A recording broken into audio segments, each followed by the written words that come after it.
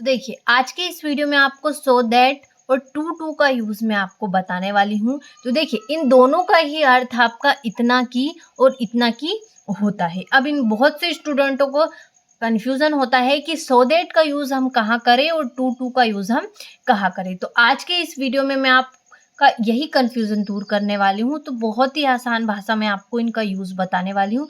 ये दोनों बहुत ही इंपॉर्टेंट है क्योंकि ज्यादातर पेपर में इन्हीं दोनों का यूज आपसे पूछा जाता है। तो देखिए सो दैट का यूज हम किसी भी पॉजिटिव वे में, अगर किसी के बारे में पॉजिटिव वे में हम बात कर रहे हो तो वहां पर आप सो दैट का यूज करते हैं। और यहीं पर अगर आप किसी के बारे में नेगेटिव वे में बात कर रहे हो, किसी के बाद में नकारात्मक बात बता रहे हो, तो उसमें हम टू का यूज करते हैं। तो देखिए कुछ एग्जाम्पल के तौर पे मैंने एग्जाम्पल लिखे हैं ताकि आपका कंफ्यूजन अच्छे से दूर हो, आप कोई भी डाउट ना हो। तो देखिए देखते हैं।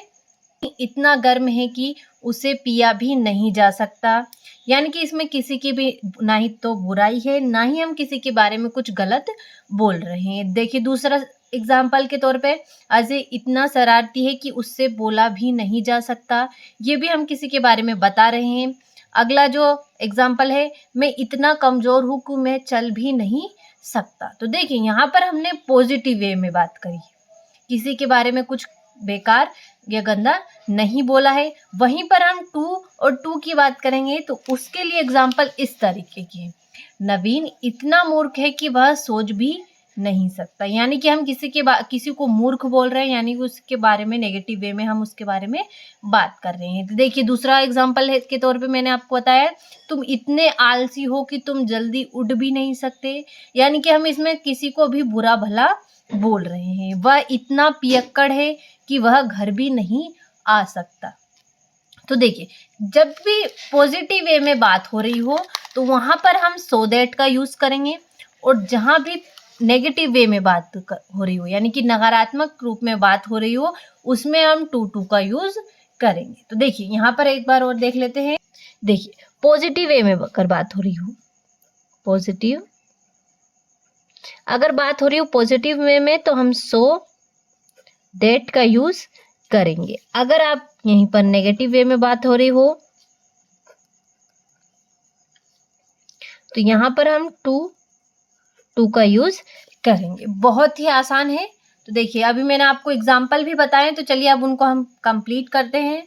तो देखिए पहला सेंटेंस है आपका, पानी इतना गर्म है कि उसे पिया भी नहीं जा सकता। तो इसका बनेगा आपका, water is so hot that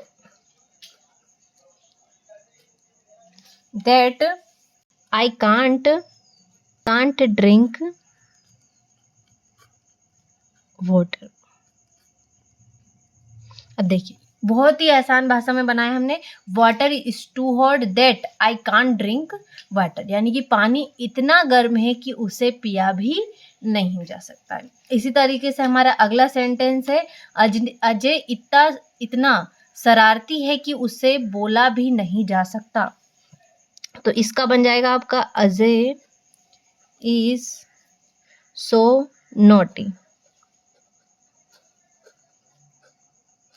naughty that इसका आपका होगा, आई कांट स्पीक हिम, यानी कि अजय इतना शरारती है कि उससे बोला भी नहीं जा सकता। Ajay is too naughty that I can't speak him. अगला सेंटेंस है आपका, मैं इतना कमजोर हूं कि मैं चल भी नहीं सकता हूं। तो इसका बनेगा आपका, I am so weak that I can't walk.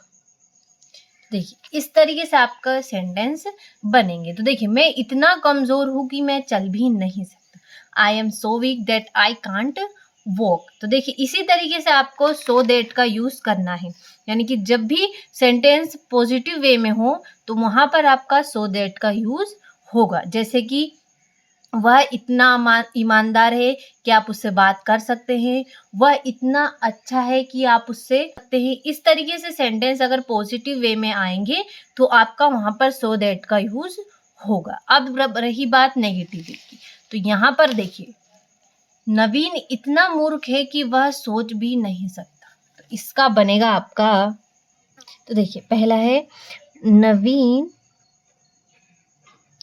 Is too fool to he can't think. इस तरीके से आपके ये सेंटेंस बनने वाले हैं। तो देखिए, Naveen is too fool to he can't think, यानी कि वह इतना मूर्ख है कि वह सोच भी नहीं सकता।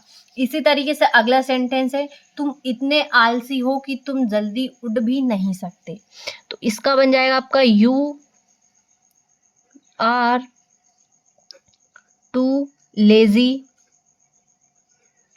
To you can't wake up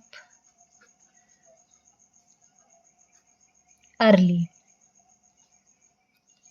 इस तरीके से आपका इसका सेंटेंस बनेगा, यानी कि तुम इतने आलसी हो कि तुम जल्दी उठ भी नहीं सकते।